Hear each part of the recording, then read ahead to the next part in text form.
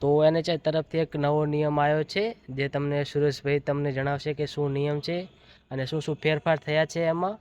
તો સુરેશભાઈ થોડુંક જણાવો તમે કે અંદર શું ફેરફાર થયો છે આપણા નવા નિયમોમાં. નમસ્કાર, તમામ વાહન ચાલક મિત્રો માટે ખુશ ખબર છે કે NHI તરફથી એટલે કે national highway authority of India તરફથી એક નવો નિયમ આવ્યો છે, જે 1 એપ્રિલ 2026થી લાગુ પડે છે.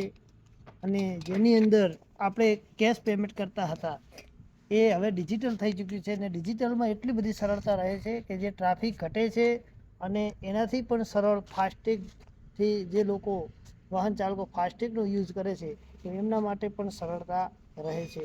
તો જેથી કરીને દરેક વાહન ચાલકોને ખાસ નમ્ર વિનંતી છે કે આપણા માન્ય સાહેબ શ્રી નીતિનભાઈ ગડકરી સાહેબના નેતૃત્વ હેઠળ જે આ નિયમને બનાવવામાં આવે છે તે બહુ ગંભીરતાપૂર્વક ધ્યાન આપે, અને જેથી કરીને ટ્રાફિકમાં ઘટાડો થાય અને લોકોને સરળતા રહે, અને ટોલ પ્લાઝા ઉપર પણ જે કર્મચારીઓ કામ કરી રહ્યા છે તેમના માટે પણ સરળતા રહે છે.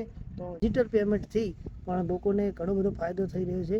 જો ડિજિટલ પેમેન્ટથી લોકોને કદાચ એવું લાગે કે ભાવ વધી રહ્યા છે, તો ભાવ બહુ નથી વધ્યા, માત્ર 5% જેટલા જ ભાવમાં વધારો થયો છે. અને જે કેશ પેમેન્ટ ડબલ કરવામાં આવતું હતું તે સદંતર બંધ કરેલ છે.